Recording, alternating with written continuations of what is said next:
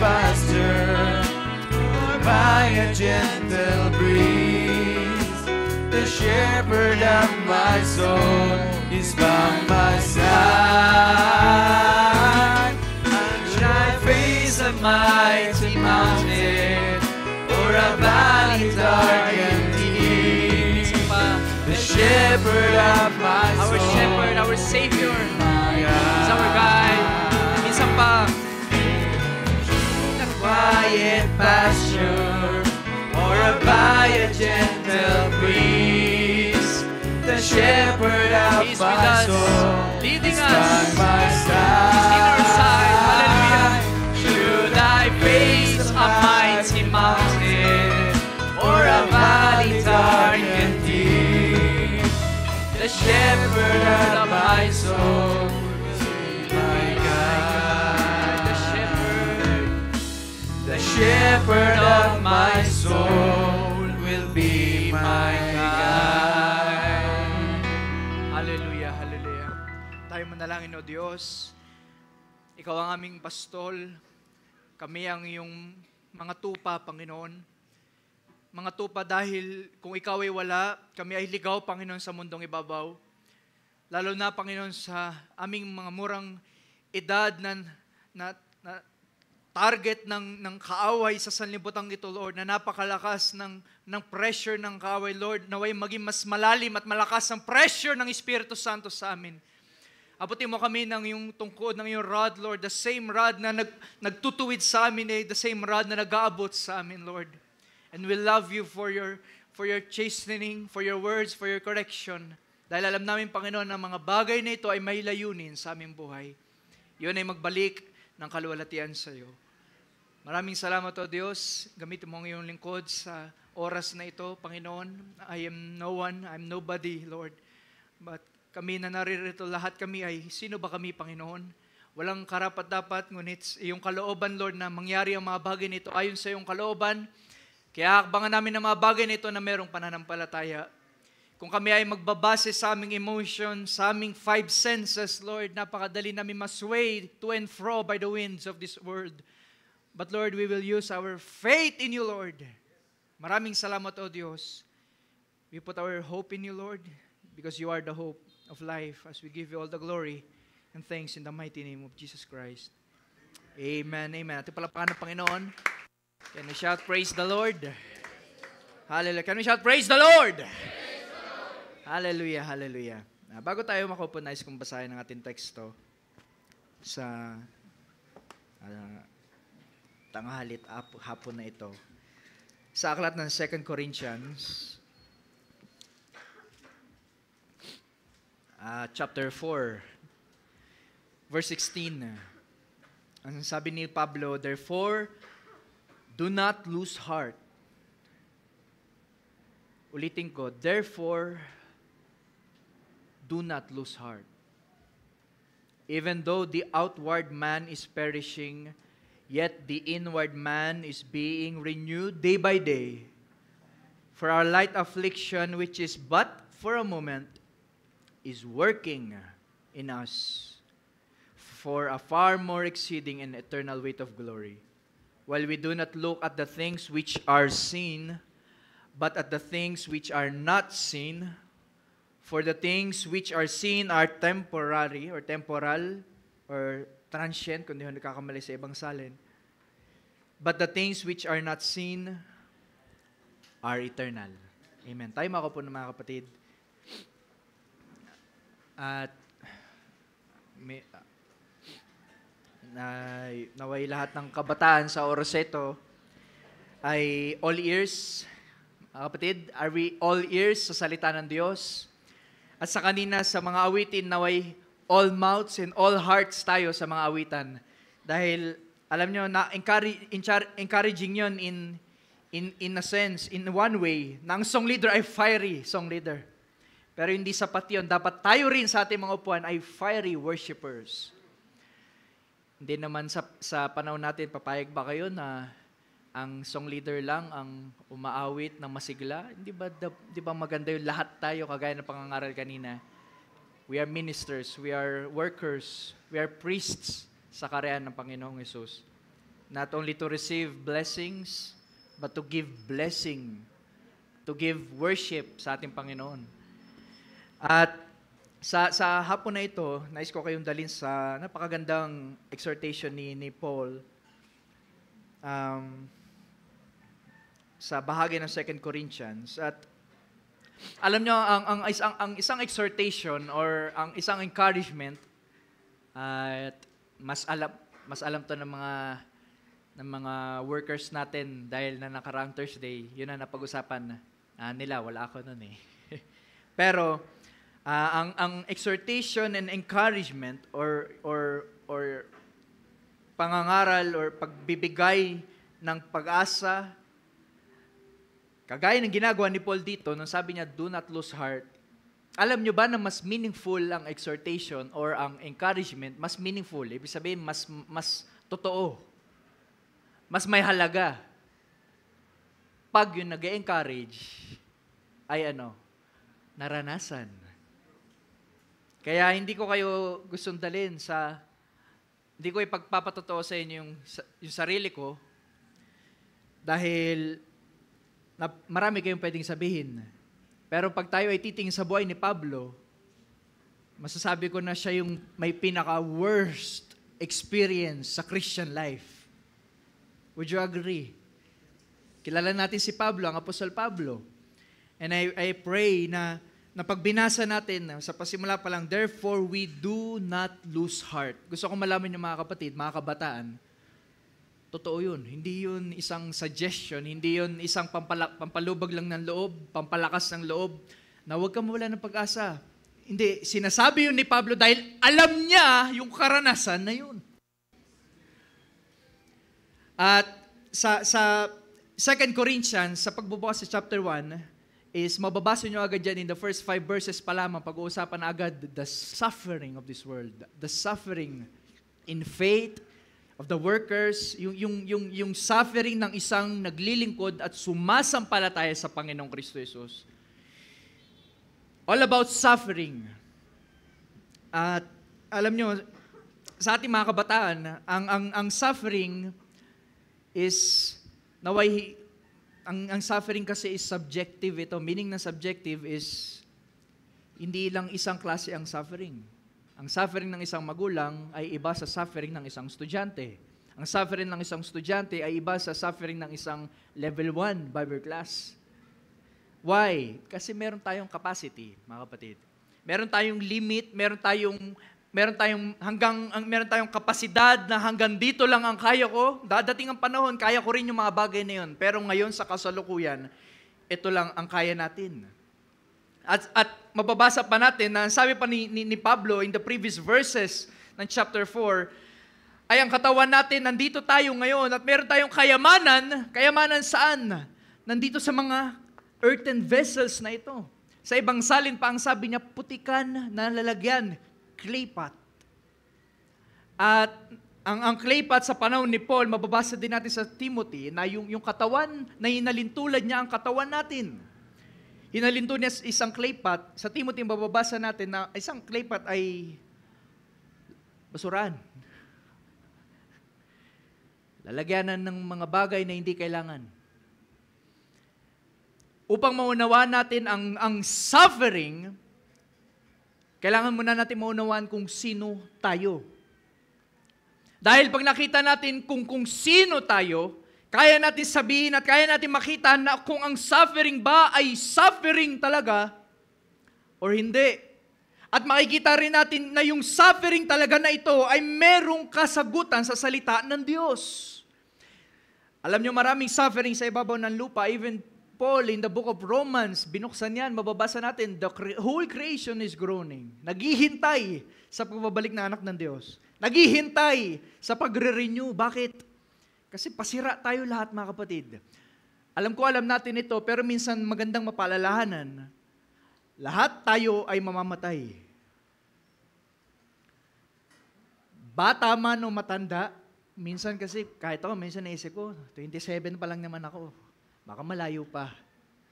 Then may narinig akong balita, yung isang anak ng kaibigan ng aking nanay, 25 years old, namatay. Minsan, nare-remind tayo, ang bilis ng buhay. Minsan, gigising tayo sa umaga, ni yung pagkain, yung pandesal na nariyan, parang kala natin, wala lang. Pinaghanda tayo ni nanay, pinaghanda tayo ni tatay. Then mamayang hapon, malalaman nyo, wala na yun, mga naghanda ng pagkain na yun. Ang bilis ng buhay. Ang mensahe, ang nice kong ipakitang message or exhortation sa hapon na ito, mga kapatid, na huwag tayong magsayang ng oras. Ang nice kong pamagatan natin pag-uusapan sa hapon na ito, the preparation for an eternal weight of glory. The preparation for an eternal weight of glory. Yung paghahanda para sa walang hanggang timbang ng kaluwalhatian. Dahil ang kaluwalhatian sa Biblia, mas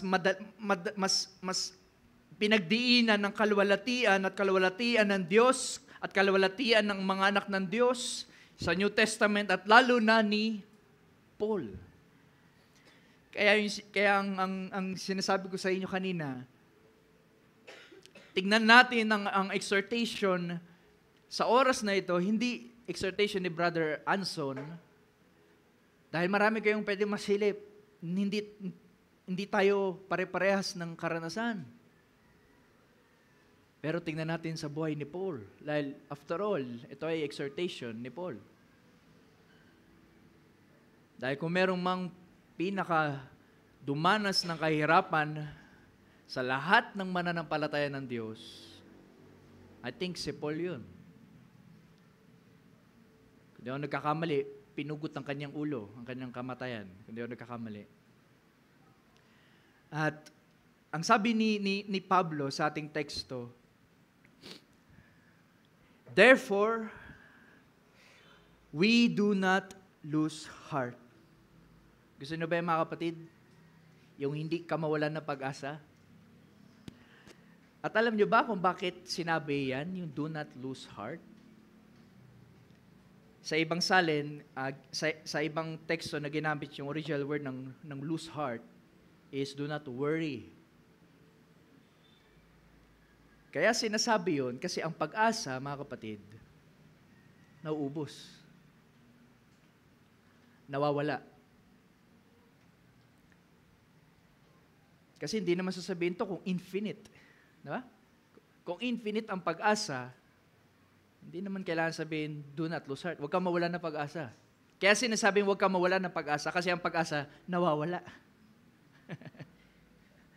Kaya nung sinabi ni Paul, so, therefore, do not lose heart. Kailangan muna natin ma-establish ang bagay na yun na yung pag-asa ay nawawala. Minsan, hindi natin nararanasan ito. Many times, siguro 1,000 beses na natin narinig ang bagay na ito, na tuwing tayo ay nasa magandang kalagayan, nakakalimutan nating tumawag sa Panginoon. Pero pag tayo ay nawawala na ng pag-asa, wala nang malapitan, when we're losing heart, tumatawag tayo sa Diyos. Tama ba? At walang mali doon. Actually, tama yun. Tumawag ka sa Diyos pag wala kang pag-asa. Ang mas tama lang, yung kahit ikaw ay wala sa pagsubok, tumawag ka pa rin sa Diyos. Now, it's very important ang exhortation na ito ay nanggaling at hindi lamang ito nanggaling sa Panginoong Kristo Jesus, kundi nanggaling din sa isa niyang mananampalataya. Dahil kung ito ay manggaling lamang kay Jesus Christ, nung yun ay sinabi sa Matthew 6, huwag kayong mag-alala kung yung mga ibon nga ay hindi nag-alala at ang mga bulaklak ay hindi nag-alala, how much more kayo mga anak ng Diyos? Pero ngayon, merong application, merong physical experience, first-hand experience, galing kay Paul, huwag kayong mawalan at maubusan ng pag-asa. May establish muna, bakit? Kasi ang pag-asa ay nauubos. Kailangan nating matandaan nyo mga kapatid. Hope is not unlimited. Hope is limited. Dahil pag tayo ay umaasa at naniniwala na ang pag-asa ay unlimited, tayo ay hindi natatawag sa Panginoon. Pero pag malinaw sa iyo, establish sa iyong kaisipan at sa iyong puso na nauubos ang pag-asa, kanino ka magtitiwala? Sa Panginoon. Kumbaga parang sa gas. Sa mga drivers, mga may sasakyan, may motor, pag kayo naniniwala na nasa full pa, hindi lang mang automatic full, talagang manual full. Yung bang minanaman ng punuan, yung tangke ng iyong sasakyan, kampante ka eh. Tama ba? Pero pag medyo kumakalahati na, nag-iingat ka na kung saan ka pupunta. Minimake sure mo na, teka, yung pupuntahan natin, meron bang gasoline station? Baka maubusan ako ng gas. Lalo na pag 1/4 na. Lalo na pag yun nasa may isang linya na lang. Mas nagiging sensitive tayo at aware sa mga drivers na, teka, baka walang gasolinahan dyan, maubusan tayo. Mahirap kumuha ng gasolina pag nasa gitna ka ng kalsada. Kaya it's very important maging aware tayo sa physical lamang. Ang gasolina ay hindi unlimited. Ganon din naman kung ang mga sasakyan ay nangangailangan ng gasolina para umandar, ang tao at nilalang ng Diyos ay kailangan ng pag-asa para magpatuloy. Amen? Kailangan ba natin ng pag-asa para mapagpatuloy? Imposibleng hindi. Kaya nga pag-asa. Kailangan natin ng pag-asa para makapagpatuloy, ngunit ang pag-asa na ito, na kailangan natin para makapagpatuloy, ay nauubos, mga kapatid. Kaya ang exhortation ni Paul, huwag kang mawala ng pag-asa. Hindi lamang yun. Ang sabi niya, mayroon pang pangalawang negative pa. Itong isang katotohanan. Even though our outward man is perishing, o tatagalugin ko, kagaya na sabi ko kanina, lahat tayo ay mamamatay. Lahat tayo ay namamatay. This very second. Sa bawat segundo, minuto, oras, araw at linggo na lumilipas, nababawasan ang ating lifespan. Kaya iba, di ba, pag meron ng terminal na sakit, meron tinatawag na taning, kung di ako nagkakamali. Tinataningan. At pagpalapit ng palapit, paubos ang oras. Ang sabi ni Paul, huwag kayong mawalan ng pag-asa kahit na mamamatay ka. Huwag kang mawalan ng pag-asa kahit na ang iyong panglabas na katawan ay nauubos na. Alam nyo, sa akin, I think 9 years na. 9 years na yung scoliosis ko. Kasi I was 18 nung first time ko itong naranasan. At simula noon, ever since, pasakit yung balikat ko. Kada galaw ko ng ganyan, pag nagtataas ako, pag bababa ko, 9 years ongoing yun. Masarap lang yung pakiramdam ng likuran ko pag tulog ako. Pero one thing na aking tinanggap na yun na talaga, ang tanging magbabago na lang lamang na aking katawan ay sa kalwalatian. Kung bagang nilunok ko na yun, ganito eh. Kung gumaling, praise God. Kung hindi, ganito eh. Bakit? Kasi sabi ni Paul, our outward man is perishing. Is perishing. Nais ko basahin sa NASB.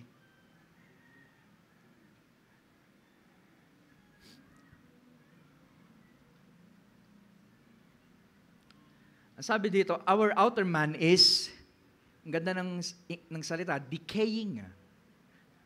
Alam niyo yung decaying, yung na-destroy, yung nakukurap, unti. Ang pag-decay, mga kapatid, hindi ito sudden, hindi ito biglaan na bulok. Diba, ang mga sibuyas, bawang na naiwan sa ibabaw ng kusina, hindi naman yan, paglapag mo, bulok agad. Hindi, kailangan lumipas yung ilang oras. Ito yung sinasabi ni Paul na ang buhay ay nakukurap. Ang ating katawan ay nakukurap. Pero hindi lamang yun ang isang bagay na totoo, na tayo ay namamatay araw-araw, unti-unti nababawasan. Kasi yun ay cause ng kasalanan ni Eva at Adan sa harden. Diba? Kaya tayo, the wages of sin is death. Yung death, yun, kaya namamatay ang mga tao. Pero meron ding isang way para tayo mamatay. Natural. Natural cause. Kung biglang bumagyo at meron naputol na puno, nabagsakan ka, patay ka. Hindi na kailangan mag-decay ng katawan mo para mamatay ka. At sa kagaya na sabi ko kanina, yung anak ng kaibigan ng aking mami, nabangga. So hindi na nag-decay yung katawan.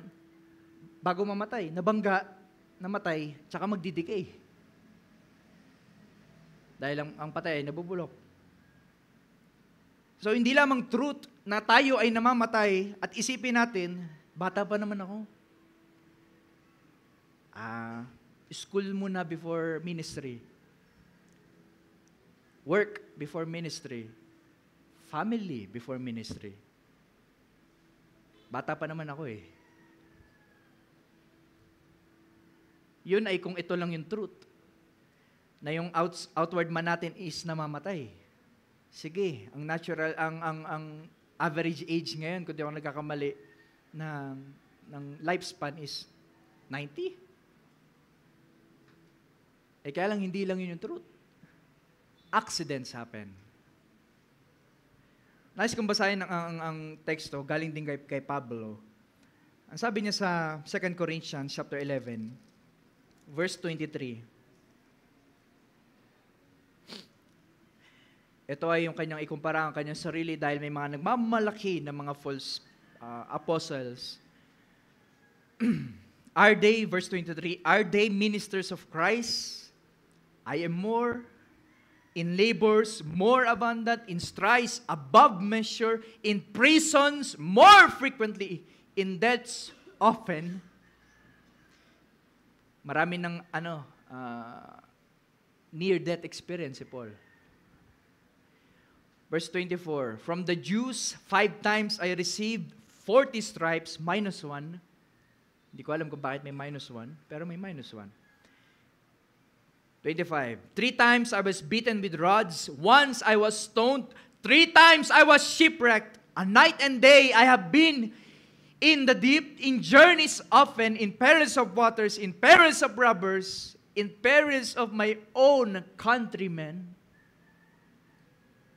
in perils of the Gentiles, in perils in the city, in perils in the wilderness, in perils in the sea, in perils among false brethren, in weariness and toil, in sleeplessness, napupuyat si Pablo, often in hunger and in thirst, in fastings often, in cold and nakedness. Besides the other things, what comes upon me, daily. There is the daily pressure on me of concern for all the churches. Ito yung sweet at matamis kay Apostle Paul. Sa kalagitnaan ng pagsubok, ng kamatayan, ng mga aksidente, ng siya ay, ang sabi pa dito, robbers. He was robbed. Sa kalagitnaan ng siya ay nasa dagat o nasa pangpang, sa kalagitnaan ng lahat ng pagsubok na yan, nag-aalala pa rin siya sa mga kapatiran. Pero this is the truth. Daily pressure, mga kapatid. Daily, tayo ay nakikipagbaka sa laman. At napakagandang itong advice at exhortation ay nanggaling kay Paul nung kanyang sabihin, huwag kang mawala ng pag-asa. Dahil can you imagine, lahat ito ay dinanas ni Paul. Kasi baka pag yung nagsasabi sa yung, okay, mag-alala, tapos naka-Ferrari. Kakagaling lang ng mall, ng Vikings, naka-Americana, tapos sasabihin sa'yo, huwag kang mag-alala, kaya natin to. Baka mayroon pa nawala eh. Sasabihin mo, malamang may Ferrari ka eh. Diba? Pero can you imagine, si Paul, ang sabi niya pa dito, in cold and nakedness, hubad. Hirap, sugatan, puyat. Tapos yung apostle na yun yung magsasabi sa'yo, huwag kang mawala ng pag-asa. Naniniwala ba kayo o hindi? Mga kapatid, mga kabataan, naniniwala ba kayo o hindi? Kasi baka maaaring ako, nakapolo pa ako, baka pagsabihin nyo, nakapolo ko nga, ba't di mag... Pero si Paul, hubad. Hindi lamang yun, shipwreck. How many times he was shipwrecked? 3 times I was shipwrecked. 3 beses siyang nasiraan ko baga sa sasakyan, madali pa eh. Ikaw ay nasa isla pa rin. Pero si Paul, 3 times nasira ang kanyang sinasakyan na bangka sa gitna ng dagat. At sa kalagitnaan ng mga bagay nito, pag siya'y nakatawid na, may mga robbers against his own countrymen in the wilderness. Thank you, brother. Sa kalagitnaan ng lahat ng sufferings na yun, hindi lamang dahil sa pananampalataya, kundi even by nature. And even by men. Ito yung dalawang pwedeng pumatay sa atin eh. Nature, na tayo pwedeng mamatay naturally, dahil sa pagtanda, or mamatay sa kamay ng makasalanan. Kagaya ng experience ni Paul, in perils of my own countrymen, in perils of the Gentiles, in perils in the wilderness, walang takas ang isang tao sa kamatayan. Yun ang truth na pinapakita ni Pablo sa ating teksto. Pero ganun pa man, sabi niya, we do not lose heart. Bago tayo magpatuloy sa 17, napakaganda ng alam nyo, sa mga nag-aaral, lalo na, pero sa mga nag-aaral na nasa ministry class, ito yung binabahagi sa atin, mga kapatid, dahil kagaya ng sabi kanina, lahat tayo dapat nag-aaral. So sa verse 16, nung ito yung sinabi ni Pablo, therefore, o baka sa inyong Bibles ay, so, therefore or so, we do not lose heart. Ito yung conclusion or sagot ni Paul sa previous verses. So pag tayo may nakikita, therefore, we do not lose heart, tignan natin yung nasa taas. At alam niyo, napakaganda sa verse 7 pa lamang ng chapter 4, ay napakaraming points na makikita natin na pwede nating sagutin ng exhortation or encouragement ni Paul that do not lose heart. Ang sabi niya sa verse 7, we have this treasure in earthen vessels or in pots of clay, that the excellence of the power may be of God, not of us. So basahin natin yung 16. Therefore, we do not lose heart. Na kahit man tayo ay namamatay, pero sa kalagitnaan ng ating mga katawan na nagkakasakit at pwedeng maaksidente, meron tayong kayamanan sa Panginoong Hesus. Therefore, do not lose heart. So verse 8, we are hard-pressed on every side, yet not crushed. We are perplexed, but not in despair. Persecuted, but not forsaken. Struck down, but not destroyed. Always carrying about in the body the dying of the Lord Jesus, that the life of Jesus may be manifested in our body. Therefore, do not lose heart. Yung sabi ni Paul, nahihirapan man sa lahat ng panig, pero hindi naman tayo mag-isa. We're not forsaken. Alam mo yung forsaken? Yung iniwanan ka mag-isa. Yung, let's say, kumakain tayo, 2, bigla akong umalis. So, dumating yung bill, tapos nawala na ako. I forsake you. Naiwanan ka mag-isa. Pero sabi ni Paul, persecuted tayo, dumadanas ng suffering, nasasaktan, nahihirapan, pero hindi tayo nag-iisa. Therefore, do not lose heart. Huwag ka wala na pag-asa. Ulitin ko, si Paul yung nagsasalita dito, hindi ako, si Paul. Verse 13, verse 11, For we who live are always delivered to death for Jesus' sake, that the life of Jesus also may be manifested in our mortal flesh.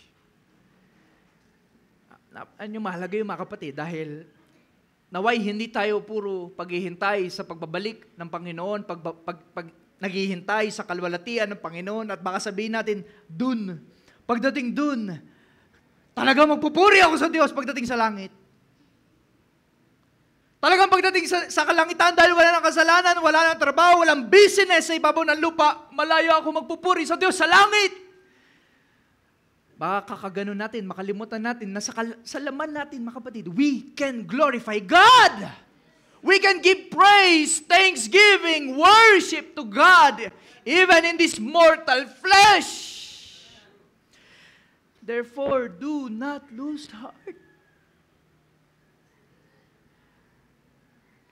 Verse 12, so then death is working in us, but life in you. Since we have the same spirit of faith, wala man sa ating screen, open your Bibles. Since we have the same spirit of faith, according to what is written, I believe. Ulitin ko, according to what is written, I believed. Therefore, I spoke. Do you believe, mga kapatid? Proclaim what you believe. I believe, kinukot ni Pablo ang Psalms dito. We also believe and therefore speak.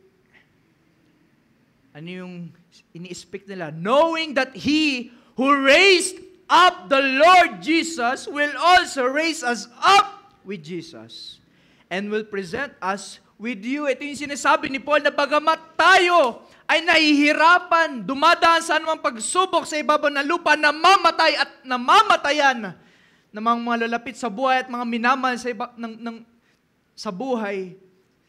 Maaaring magulang natin, kapatid natin, pamangkin natin, tito natin or tita natin, lola or lolo, kahit ano pa yan, ang sabi ni Paul, alam namin na mayroong Panginoong Jesus na nabuhay, bubuhayin niya rin yung namatay.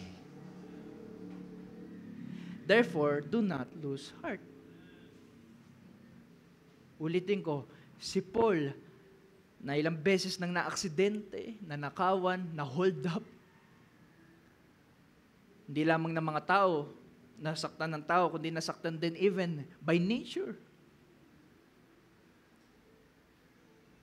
Siya yung magsasabing, do not lose heart. Verse 15, for all things are for your sakes, that grace, having spread through the many, may cause what? Thanksgiving to abound to the glory of God. Alam niyo yung isang blessing na aking natanggap kanina, lahat ng bagay, mga kapatid, huwag nating kalilimutan para sa kaluwalhatian ng Diyos.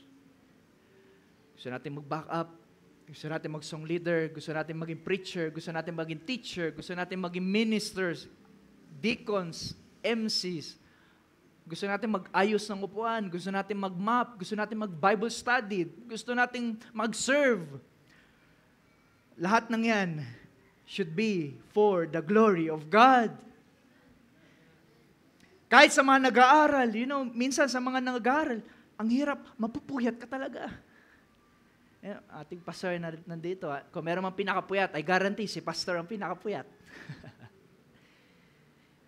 Song leaders, napupuyat din yan. Musicians, napupuyat din yan. Useless ang lahat ng pagpupuyat kung hindi para sa kaluwalhatian ng Diyos. Dahil mababasa pa natin sa baba, may mga bagay na temporal, may mga bagay na temporal, may mga bagay na eternal. At ang tinutukoy ni Paul na temporal ay mga suffering. Pero mga kapatid, hindi lamang suffering ang temporal, even pleasure sa ibabaw ng lupa ay temporal.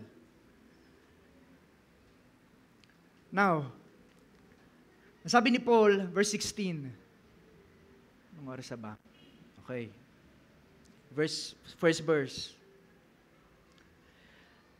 Even though our outward man is perishing, yet the inward man is being renewed day by day. Ninanais niyo ba yan, mga kapatid? Ang inyong buhay ay nababago araw-araw.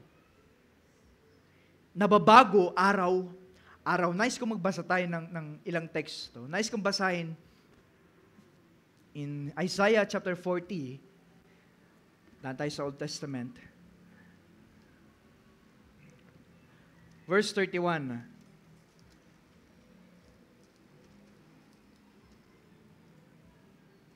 But those who wait on the Lord shall renew their strength. They shall mount up with wings like eagles. They shall run, not be weary. They shall walk and not faint. Alam niyo yung tinatukoy dito ni Isaiah na those that wait on the Lord, di ba may kantang ganyan? They that wait upon the Lord shall renew their strength. Sila na naghihintay sa Panginoon, sabi ni Isaiah, ay magkakaroon ng panibagong kalakasan. At nung sinabi niya, they shall mount up with wings like eagles, they shall run and they shall walk. Ang ibig sabihin nito, magpapatuloy sila. Dahil baka ma-stuck tayo sa may day that wait. Naghihintay na lang tayo ng pagbabalik ng Panginoon. Hindi ka na umaatin ng church. Ikaw ay kontento na, naghihintay naman ako eh. Pero may purpose ang renewing ng strength. Nire-renew ang strength hindi para ikaw ay maghintay na nakaupo. Pinapanibago ang iyong lakas para ikaw ay makapagpatuloy sa Panginoon. Nais ko pang basahin ng Colossians chapter 3 verse 10. Sabi ni Pablo,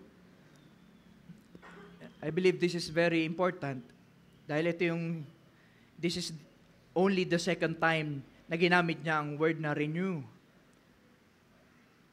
And have put on the new man. Sa mga taas sa verse, ito yung pagtanggal natin ng old self, old man, yung former life, and now putting on the Christ Jesus. Ang sabi niya, have put on the new man who is renewed or being renewed through knowledge according to the image of God or the one who created him, this life, this new man.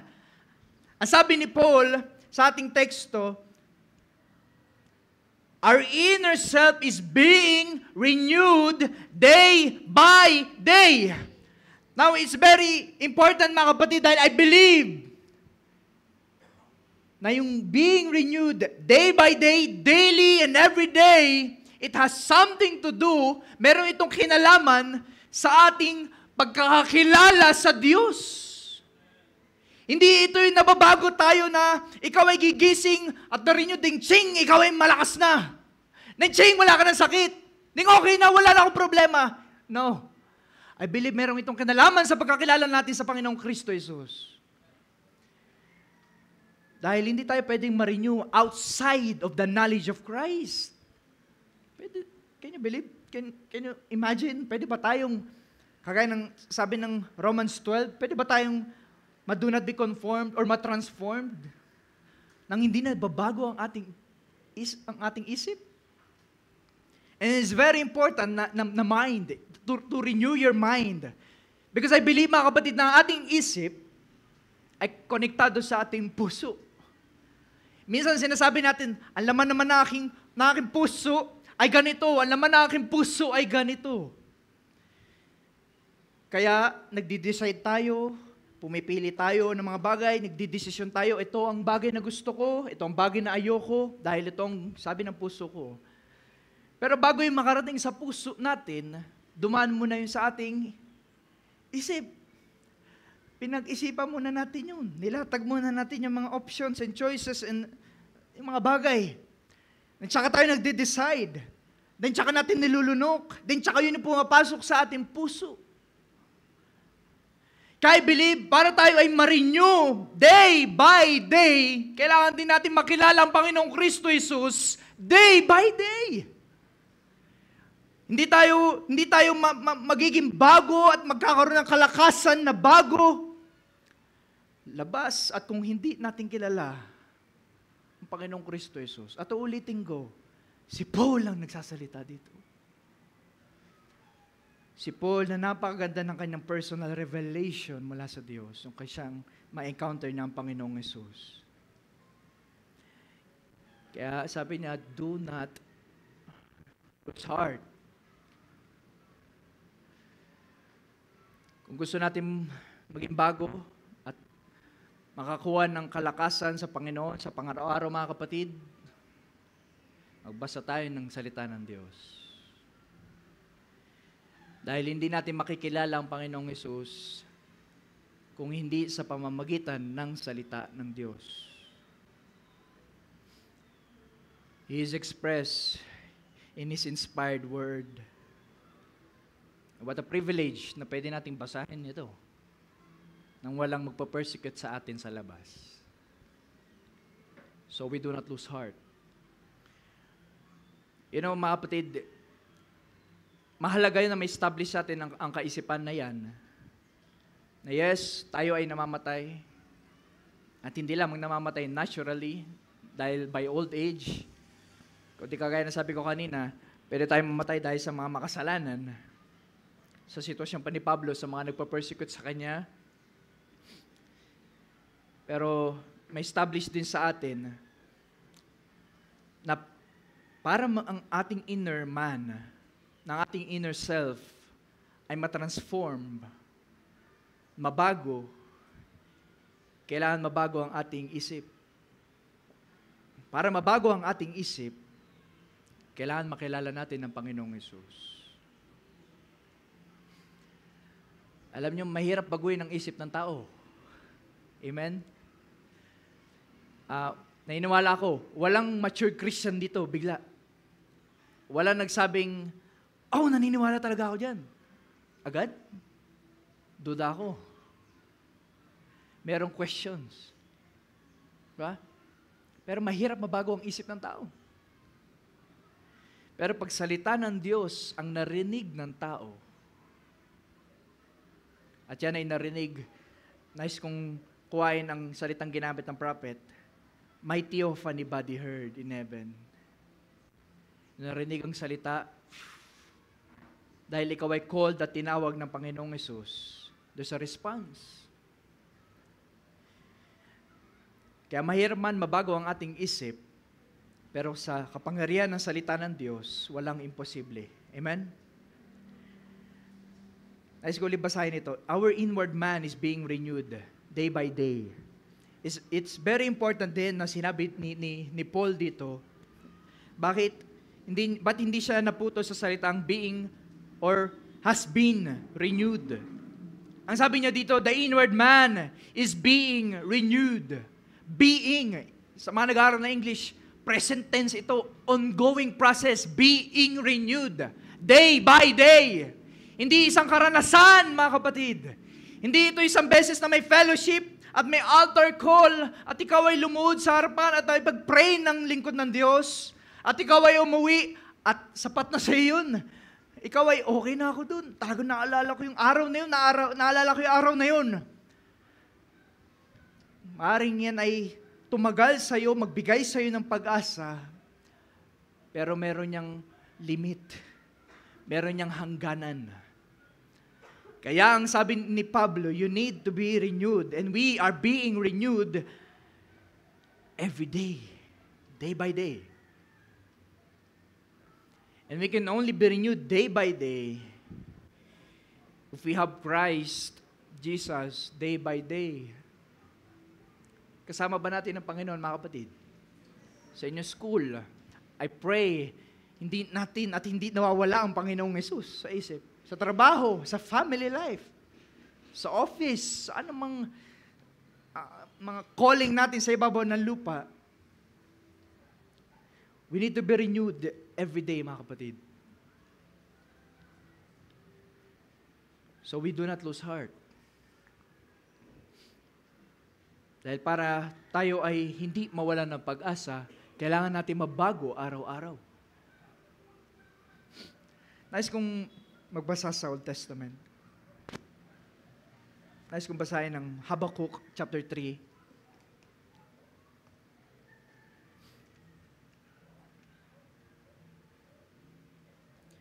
Verse 17. Nais kong basahin. Though the fig tree should not blossom, there be no fruit on the vines, though the yield of the olive should fail, and the fields produce no food, though the flocks should be cut off from the fold, and there be no cattle in the stalls, yet I will exalt, o sa ibang salin, I will triumph in the Lord. I will rejoice in the God of my salvation. The Lord God is my strength, and He has made my feet like deer's feet, and has me walk on high places. Ang sabi ni Habakkuk, ni Propeta Habakkuk, kahit na ang puno ay hindi nagbubulaklak, kahit na walang bunga na lumalabas, kahit na walang pagkain, kahit na walang makain, even if the flock disappears, even if there are no cattle in the stalls, I will triumph in the Lord. I will rejoice in the God of my salvation. Mga kapatid, do we rejoice in the God of your salvation, in my salvation? We rejoice in God, not because of this, but in spite of this. Kahit na wala, ako ay magagalak sa Diyos. Ako ay may kalakasan sa Diyos. Napaka-significant at relevant nung sinabi ni Paul, do not lose heart, at sa kanya pananggaling, kahit siya ay dumanas, nabugbog, na aksidente, na persecute. Mababasa pa natin, nais kong basahin dito sa 2 Corinthians chapter 12, verse 7 to 10. Ang sabi ni Paul, lest I should be exalted above measure by the abundance of the revelations, a thorn in the flesh was given to me, a messenger of Satan to buffet me, lest I be exalted above measure. Concerning this thing, I pleaded with the Lord 3 times that it might depart from me. He said, my grace is sufficient for you.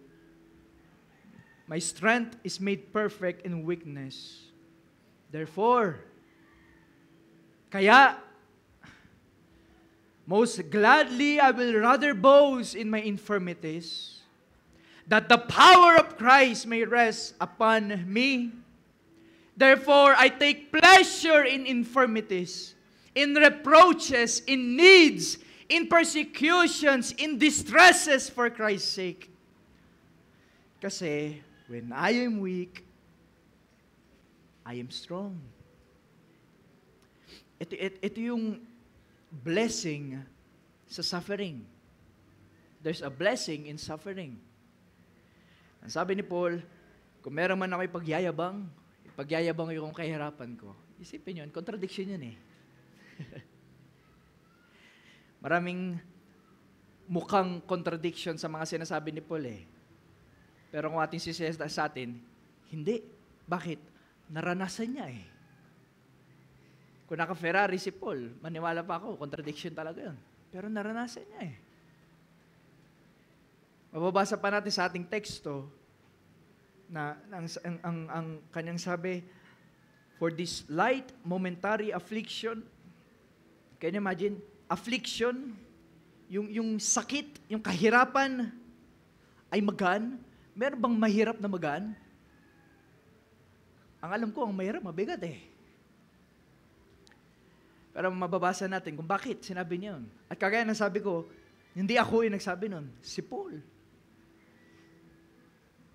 Si Paul. Now, let's go back to our text. Ang sabi ni Paul,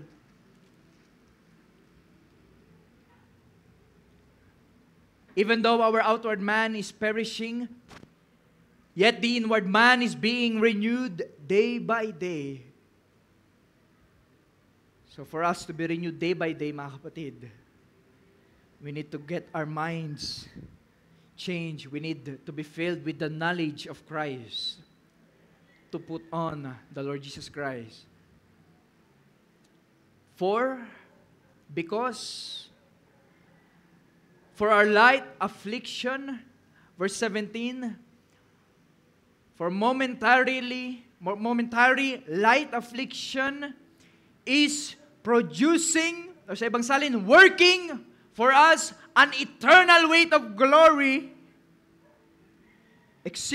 far more exceeding, an eternal weight of glory. Ang sabi ni Paul, yung mga dinadanas natin na mga afflictions is dalawang bagay. Magaan at maiksi. At alam niyo, yung maiksi na yun, yung momentarily light afflictions na ito, hindi ito isang taon. Hindi ito 2 taon. Lifetime affliction ito ng isang believer ng Panginoong Jesus. Talagang may affliction. Pero 2 bagay lang yung affliction na yun. Magaan at maiksi.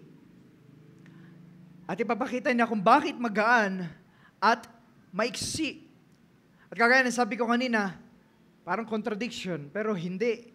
Bagamat ang affliction ay tinawag na light, when Paul says it, he understands it.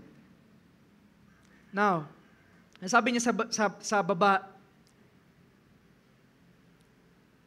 which is but for a moment, is working for us a far more exceeding and eternal weight of glory.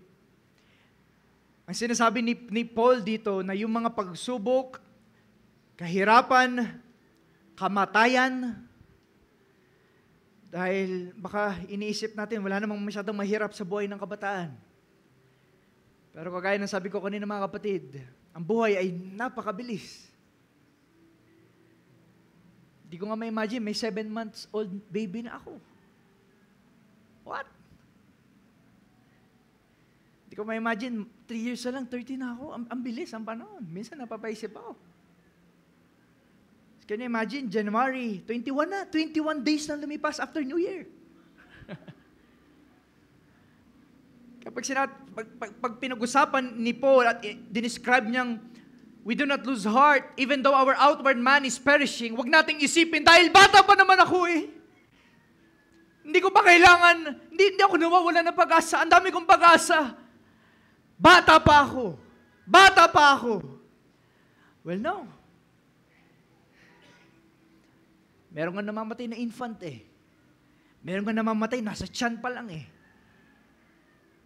Meron nga namamatay, ang saya-saya ngayon, mamaya na aksidente. Meron nga after service. Meron nga while service. Meron nga habang nagwawalis lang eh. Lalalagutan ng hininga, can you imagine? Meron nga after lunch lang eh. Nalagutan ng hininga pag upo. So, tatanungin ko uli kayo, bata pa kayo?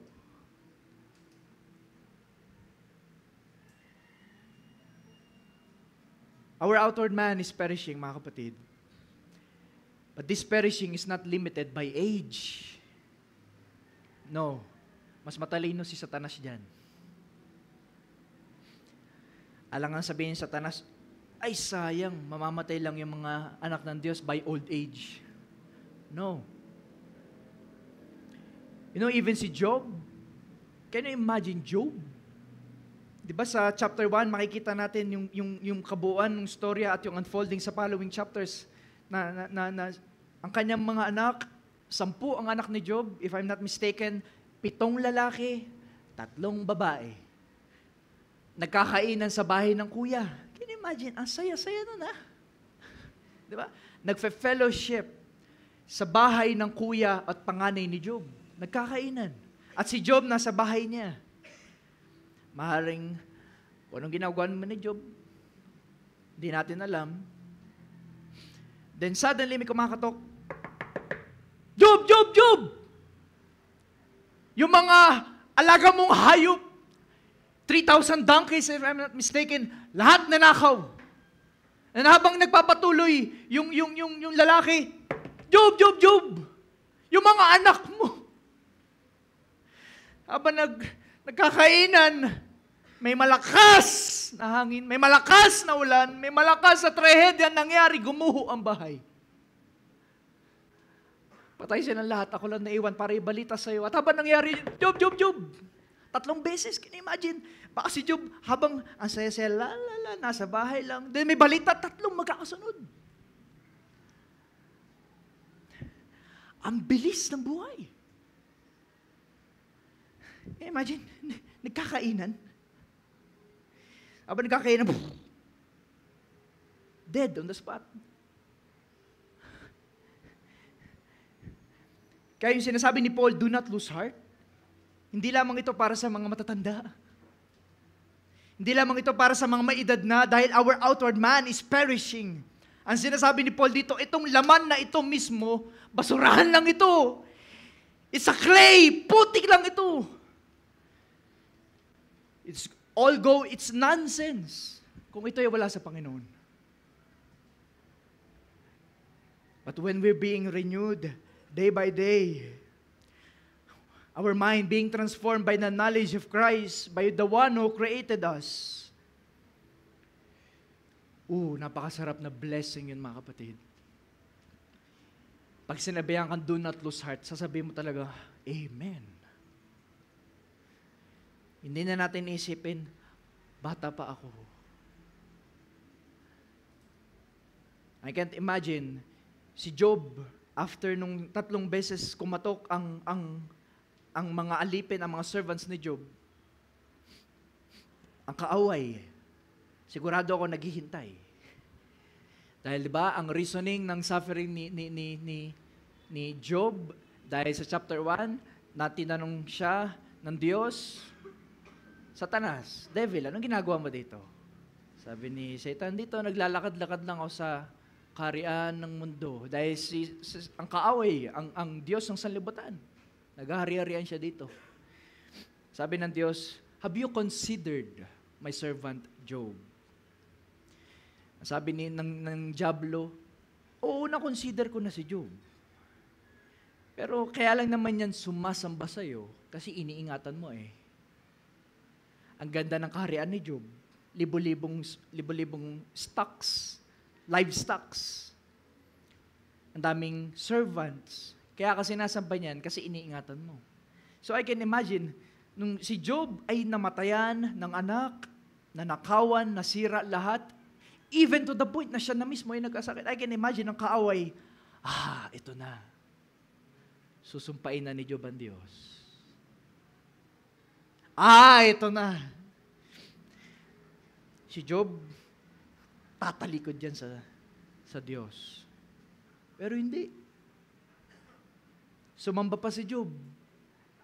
Ang sabi niya, naked, I come to this world, I brought nothing into this world, I will bring nothing out of this world. Ang Diyos ang nagbigay, ang Diyos ang kumuha.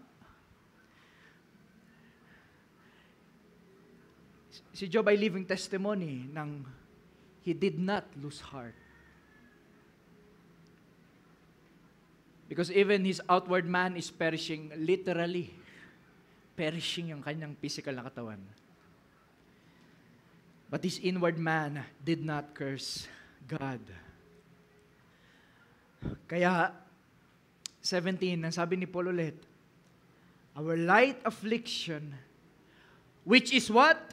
For a moment, momentary light affliction, is, napakalagay ito mga kapatid, it is working for us a far more exceeding and eternal weight of glory. Na yes, it is established, talagang mamamatay tayo sa ibabaw ng lupa kung hindi pa babalik ang Panginoong Kristo Jesus. At talagang pwede tayong maaksidente, hindi lamang mamatay sa tanda ng edad, Napakaraming sakit na pwedeng dumapo, napakaraming aksidente at mga masasamang tao sa ating paligid. It has been established, all those things are true.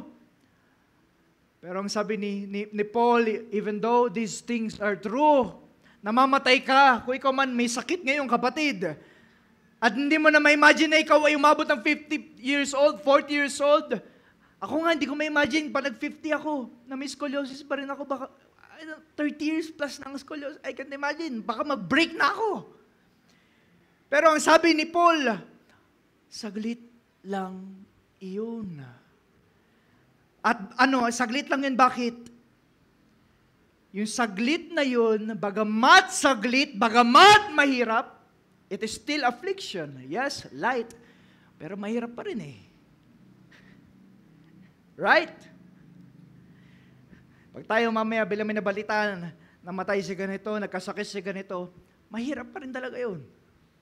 It's true. At I can't imagine, yung kaibigan yung anak, ang kaibigan na kay mami, akin nabanggit kanina, 25 years old na aksidente. Mahirap yun. Pero sabi ni Paul, may purpose yun. It is a preparation. It is preparing. It is working for you. Merong ginagawa yun. Sabi ni Paul, it is producing for you an eternal weight of glory. Eternal weight of glory. Eternal na bagay, biyaya at kalulatian na galing sa Diyos. At kung mababasa pa natin, nais kong basahin ang 2 Corinthians chapter 3, verse 18. We all with unveiled face, beholding the glory of the Lord, are being transformed into the same glory. Alam niyo mga kapatid, it is important na pag tayo ay tumitingin sa salita ng Diyos, nakikita natin yung kalwalatian ng Diyos. Alam niyo, nung pinangaral nating pastor ang beauty of holiness. Alam niyo, mahalaga na makita natin, hindi lamang yung holiness, yung kabanalan, yung salita ng Diyos ay banal, matuwid. Makita rin natin yung kagandahan na nito. Yun yung pagbe-behold. Alam niyo, sa mga mag-aasawa, pag nag-anniversary, let's say, kami, example ko na lang, kami ni Sir Abby, mag-asawa, sa anniversary, o Brother Vince, at Sister Che, let's say anniversary ninyo. Then, ikaw ay may daladalang tsokolate at bulaklak. Susurpresahin mo ang iyong misis. Ipapakita mo sa kanya. Matatouch ang iyong misis. Right? Pero pag sabi sa'yo ng misis, ay, ang sweet naman talaga ng asawa ko, may tsokolate at bulaklak pa. Bakit? Ba't mo binibigyan ng ganyan? Tapos ang isasagot mo, kailangan ko kasi, anniversary natin eh. Anong reaction ni misis? Kahit may tsokolate ka pa at bulaklak, tapos binigay mo sa iyong misis, tapos tatanungin ka, ba't mo binibigyan chocolate? Tapos sasabihin mo, kailangan ko kasi anniversary natin eh. Tama na, maganda sana may tsokolate, may bulaklak eh, di ba? Mga sisters, masarap yun ah. Di ba? Ako nga lalaki, gusto ko makatanggap ng bulaklak at tsokolate eh. Akin daddy, ilang beses nang nakakain ng tsokolate, dami naliligaw sa akin mami. Akin daddy ang tagakain. Diba? Maganda na sana. Pero pag ang iyong reason ay dahil kailangan mo, magtatampo ang iyong asawa. Pero pag nakita mo yung kagandahan ng iyong asawa sa anniversary ninyong dalawa, let's say, ikaw ay nagbigay, ba't mo ako binibigyan ng ganyan? Kasi mahal kita. Lumipas ang maraming taon, magkasama't pa rin tayo at mga anak natin ay ganito na at gusto kong i-cherish ang ating pagmamahalan. Ano nararamdaman ng sister or ng wife? She feel loved. Nararamdaman niya yung sweetness. It's the same way mga kapatid, pag tayo ay tinitingala natin ang salita ng Diyos, nakikita natin ang kanyang kabanalan, nakikita natin ang kanyang kabutihan, pero makita rin natin yung kanyang kagandahan. Kaya nga sabi ng awit, it gets sweeter as the days go by. At ulitin ko, yung sinabi ni Paul ito na do not lose heart, hindi ito ginagawa ni Paul dahil napipilitan lang at dahil kailangan niya. Kagaya ni Stephen, nung siya ay namatay. Paano namatay si Stephen? Ano sabi sa Biblia? Nakangiti. Sabi, binabato siya, stoned to death. Pero si Stephen, nakangiti. Bakit? Kasi alam niya yung kagandahan ng biyaya ng Diyos. Habang binabato siya, temporal light affliction lang ito. Yung pagbabato nyo sa akin, kada bato nyo sa akin, ay may ginagawa at pinoproduce ito na eternal weight of glory. I can imagine sa mga struggles, sa suffering sa mga apostles. Napakarami lingkod ng Diyos, dumanas ng persecution even in our day. Napakarami dumadanas ang pagsubok. Pero pag lagi natin ilalagay sa ating puso na merong layunin ng mga suffering na ito. Pag tayo ay namatayan, pag tayo ay nagkasakit, o mahal natin sa buhay ay nagkasakit, pag tayo ay nawalan ng trabaho, nawala ng anumang mga bagay na dating gusto natin, ngunit nawala at nakuha sa ating mga kamahi, alam natin, may ginagawa to. May layunin to eh. Kahit kung tayo ay na-backslide o nanlamig, may ginagawa yun sa iyong buhay. Amen? Merong ginagawa. Hindi ito karanasan na walang kwenta. Hindi ito karanasan na kagaya pa ni Joseph, even if the enemy meant it for evil. Ano sabi niya? God meant it for good. Imagine ang mga lingkod ng Diyos, napakaraming pagsubok na pinagdaanan, pero kaya pa nilang sabihin, God will mean this for good. Na high blood ako, nagkasakit ako, nagka-heart attack ako, namatayan ako. Ang hirap, mahirap. It is true. It is still an affliction after all. Pero it's producing for you an eternal weight of glory. So hindi natin dinidisregard na hindi ka mahihirapan. Brother, sister. Lalo sa mga estudyante, minsan, kahit ako nung nag-aaral ako, hindi ko naman nakikita ang sarili ko na nagsasuffer per se talaga, kagaya ng sinasabi ng mga apostles. Pero in one way or another, tayo ay magsasuffer. Maaring hindi sa school, maaring bigla may balita, pag uwi mo sa bahay. Maaring habang ikaw ay nasa bahay, may mababalitaan ka sa school naman. Maaring ikaw ay habang nasa school, yung kapatid mo naman. Kagaya ni Job. Nasa bahay lang si Job. Ang mga anak niya, nagkakainan lang. Tapos namatay. Sabi na asawa ni Job, sumpayin mo na yung Diyos mo. Kawawa ka naman. I can imagine ng diablo nakatingin. Susumpayin na nito ang Diyos. Pero hindi. Bakit? Dahil I believe nakita yun ni Job, nakita yun ni Stephen, nakita yun ni Paul, may ginagawa yung suffering na to. Meron tong pinoproduce. Meron tong bunga. Meron tong saysay. Meron tong kwenta. Meron tong halaga. Hindi ito gawa lang ng kaaway. Yan ang gawa ng kaaway, pero ang sabi ni Joseph, God meant it for good. Kaya kung mababasa pa natin sa baba, ang sabi ni Paul, we do not look at the things which are sin. Ano yung mga bagay na nakikita? Affliction. Nakikita yung sakit, nakikita yung kamatayan, yung naghihirap, nakikita yung mga bagay na nangyayari sa ibabaw ng lupa. Pero sabi ni Paul, huwag ka lang dyan tumingin, kapatid. At ulitin ko, si Paul ang nagsasalita, hindi ako . Si Paul na naaksidente. Si Paul na nahubaran at napuyat. Pero in the midst of these sufferings, sabi niya pa sa bandang dulo, naalala niya pa rin yung mga kapatid sa church.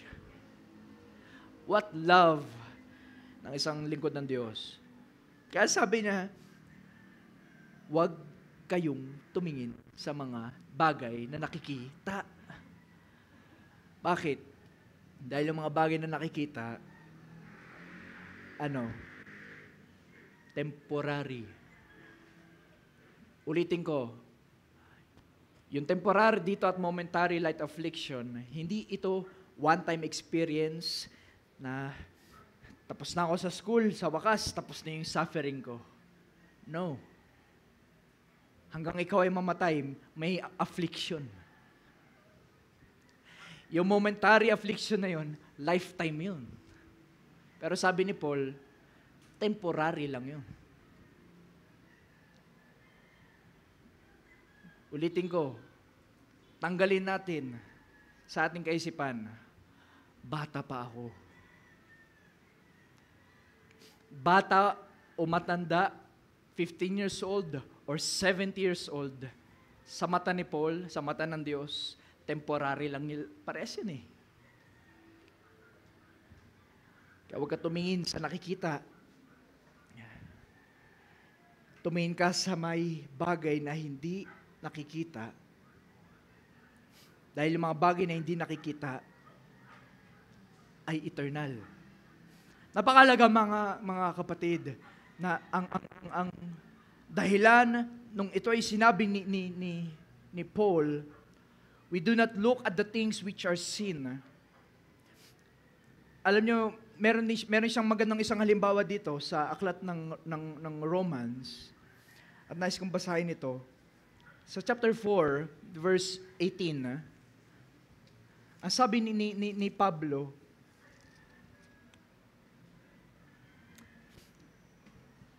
he's talking about Abraham, who, contrary to hope, in hope, believed. Verse 18 to 22, in the book of Romans. So that he became the father of many nations, according to what was spoken, so shall your descendants be. Verse 19, and not being weak in faith. In other words, and not losing heart.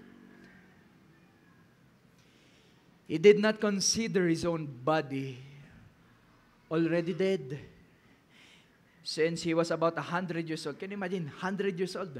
And the deadness, baog pa si Sarah.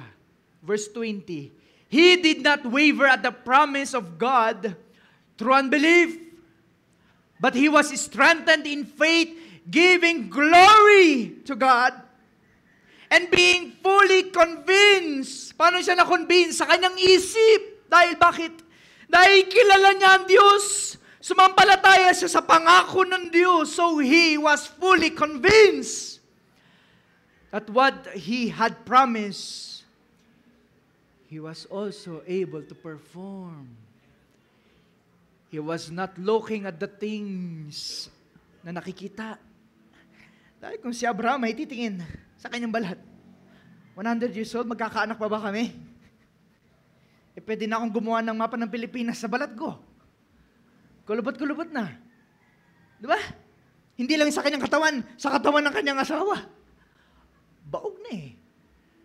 Baka malabo na kami magka-baby. Kung yun ang ginawa ni Abraham. Pero hindi.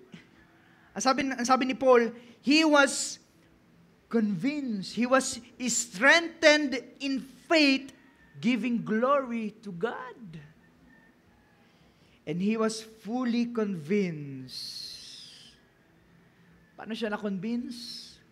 Dahil kilala niya ang Diyos. Pag sa mga pagsubok natin na totoong masakit talaga. Yes. Lahat ng affliction, masakit, mabigat. Totoo yan. Mahirap talaga ang buhay. Kaya sabi ni Paul, huwag mong tignan yung buhay. tignan mo yung pangako. Kasi pag tumingin ka sa buhay, mawawalan ka talaga ng pag-asa. Pag tumingin ka sa TV, sa Facebook, sa mga news channel, napakaraming bad news. Magkakaroon ka ba ng pag-asa? Makita mo, 3 years old nire-rape? Ako, nawawalan ako ng pag-asa sa mankind. Grabe talaga ang sama, di ba? Kaya sabi ni Paul, huwag kang tumingin dun sa nakikita. Kagaya ni Abraham, he was convinced in his mind na yung Diyos na nangako ay kaya niyang gawin yung sinabi niya. Kung babalik tayo sa ating text sa mga kapatid, Paul is consistent in his exhortation and in his encouragement. Na ang sabi niya, kaya ang sabi niya sa taas ganito sa verse 14, knowing that He who raised up the Lord Jesus will also raise us up with Jesus. Yung nagsabing may pangako siya sa kaniyang pagbabalik, sumasampalataya si Pablo na kaya rin siyang buhayin kung siya ay mamatay. Diba ito yung kulang kay Martha? Nung si Lazarus ay namatay na, meron siyang pananampalataya, convinced siya enough para sumampalataya na mabubuhay si Lazarus sa araw ng Panginoon. Doon. Pero hindi siya fully convinced na right now, pwede pala yun. Can you imagine Abraham? Kung hindi siya fully convinced lang siya na pwede yun gawin ng Diyos. Pero siguro tsaka na. Baka sa ating reasoning, pwede rin akong gamitin ng Diyos. Pero tsaka na, bata pa ako. Ang dami ko pang gustong gawin Gusto ko pang mag-graduate. Gusto ko pang magkaroon ng career. Gusto ko pang magkaroon ng magandang pamilya. Yung paglilingkod sa Diyos, nandyan lang naman yan. Si Tito nandyan, si Kuya, si Ate, si Mama at Papa, nandyan lang naman yan. You're convinced. Pero hindi ka fully convinced. Kung gusto natin maging malakas, mga kapatid, kung gusto nating hindi mawalan ng pag-asa, be fully convinced and be transformed sa paanong paraan? Sa pagbabago ng isip. Dahil I am fully convinced, pag nababago ang ating isip, kaya yun yung sinasabi ni Paul sa Romans 12, yung sinasabi niya sa 2 Corinthians and in the 1 Corinthians, and even, kung sa book of Colossians, that we are to put on Christ. And in the book of Philippians, the mind of Christ. Dahil pag nabago yung mind natin, yung isip natin, nababago ang puso natin, nababago ang buhay natin. Yung katawan natin, doon na yun sa kalwalatian. Your mind must first be transformed and the body will follow. Yes, pwede pa rin tayo mamatay sa ibabaw ng lupa. Si John the Baptist namatay. Sabi pa ng Biblia, sabi pa ni Jesus mismo, siya yung greatest man who ever lived, di ba? Pero, namatay. Pero I believe, hindi siya namatay na malungkot. Stephen, lingkod ng Diyos, namatay. Pero hindi siya namatay na malungkot. Hindi niya rin sinabing, bata pa ako. He was fully convinced na ang pinangako ng Diyos ay kaya niyang gawin. Kaya siya ay sumakabilang buhay na nakangiti. Si Paul, sa ating binasa sa chapter 12, napakaraming accidents, napakaraming persecutions, napakaraming suffering na dinaanan. Pero ang sabi niya pa rin, we do not lose heart. Yes, namamatay ang aking katawan, pero hindi ako tumitingin sa aking katawan. We do not look at the things that are seen, but we look at things which are not seen. Dahil ang mga bagay na ito ay eternal. Ayos kong basahin sa huling verse, 2 Peter, chapter 1.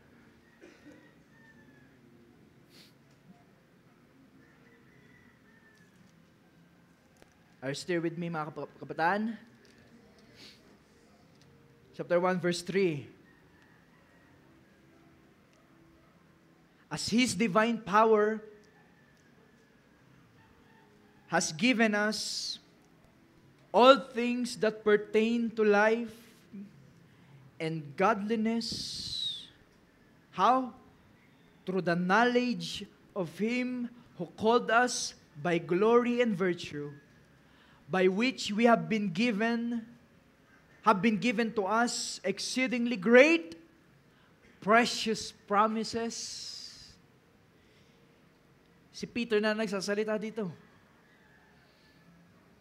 Precious promises, that through this, you may be partakers of the divine nature, having escaped the corruption that is in the world that is sin. Ang sabi ni Peter dito, ito yung mga pinangkakapitan ng mga apostles. At naway, ito rin yung pangkapitan natin mga kapatid. That despite the fact that it is true, we will all pass away, either by accidents, either by the sinners of this world, or even by the hands of Satan himself. Pero sabi ni Peter, binigyan tayo, we have been given exceedingly great and precious. Sa ating screen, His precious and magnificent promises. Yun yung beauty ng pangako.